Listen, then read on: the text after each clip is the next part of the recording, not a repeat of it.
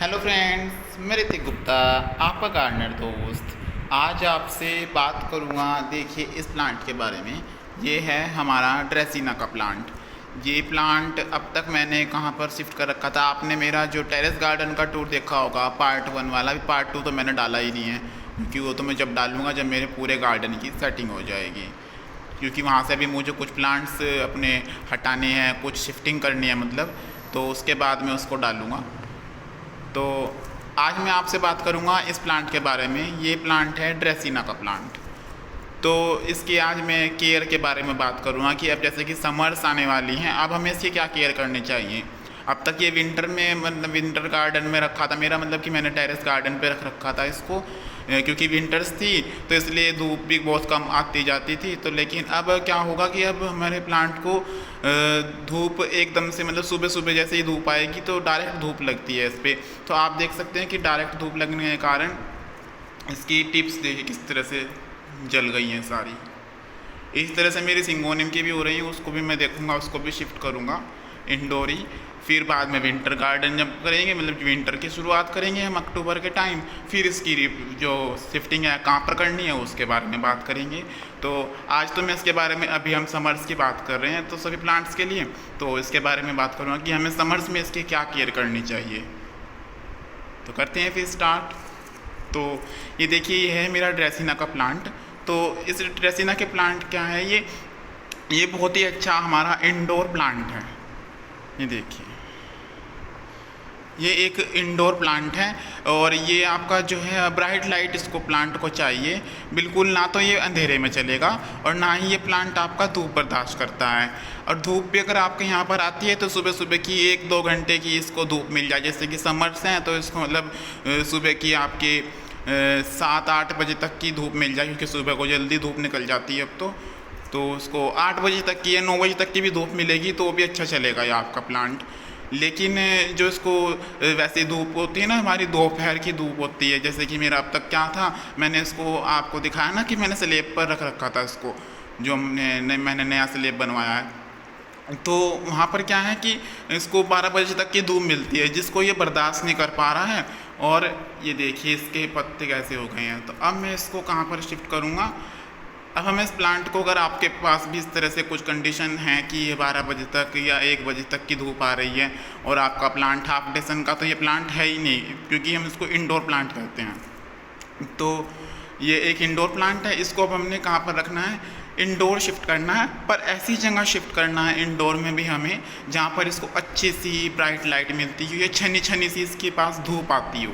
छनी छनी सी का धूप मतलब क्या है, जैसे कि सिलेक्शन विंडो के पास आप इसको रख दीजिए तो इसी अच्छा चलेगा आपका प्लांट। ठीक है, मिट्टी की बात करूँ अब मैं इसके प्लांट की, सॉइल कंपोजिशन की बात करते हैं। तो सॉइल कंपोजिशन की बात इसकी प्लांट की वही रहेगी जो मैंने आपको हर एक प्लांट के लिए बताया है। ये आपका वेल ड्रेन सॉइल में आपका ये प्लांट चलेगा और अच्छा सा इसका ड्रेनेज होना चाहिए। पानी अगर रुकेगा तो हमारा जो प्लांट है इसकी जड़ें गल जाएंगी और मर जाएगा ये प्लांट। तो अच्छी सी वेल ड्रेन सॉइल होनी चाहिए जो आराम से पानी को सोख ले। और मिट्टी इसकी जो है हमें मॉइस्ट रखनी है, इसकी मिट्टी को हमें सूखने नहीं देना है। ठीक है। और अब जैसे कि समर्स हैं तो अब इसे हम सर्दियों में हम क्या करते थे कि अपने जो इंडोर प्लांट्स हैं उनको हफ्ते में या 10 दिन में हम इनको वो स्प्रे करते थे। तो अब जैसे कि समर्स हैं, हमें एक दिन छोड़कर एक दिन भी स्प्रे कर सकते हैं आप। अदरवाइज़ हो सके तो आप इसको डेली स्प्रे कीजिए, क्योंकि जितनी इनको जो हमारे इंडोर प्लांट्स हैं, जैसे कि मैं ड्रेसिना की बात करूँ तो ड्रेसिना की ही बात करेंगे, इंडोर प्लांट्स की मैं अलग से फिर केयर बताऊँगा किसी दिन। तो जो ड्रेसिना है इसको अब क्या करेंगे हम, मिस्टिंग इसकी बहुत अच्छे से करनी है। स्प्रे अगर आप वैसे मिस्टिंग नहीं कर सकते, अगर आपका प्लांट ओपन में है और छाया में है तो आप इसकी मिस्टिंग कर दीजिए। लेकिन अगर आपका ये प्लांट ओपन में नहीं है, आपने इंडोर शिफ्ट कर रखा है, तो अब आप क्या करेंगे, इस प्लांट को आप डेली स्प्रे करेंगे।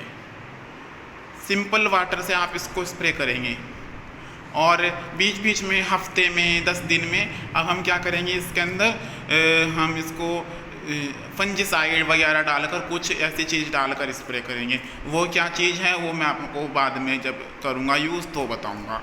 ठीक है, हम क्या क्या चीज़ इसमें यूज़ कर सकते हैं। तो ये हमारे इस ड्रेसिना के बारे में ये बात हो गई। लाइट की मैं बात कर चुका हूँ कि इसको अच्छी सी ब्राइट लाइट चाहिए।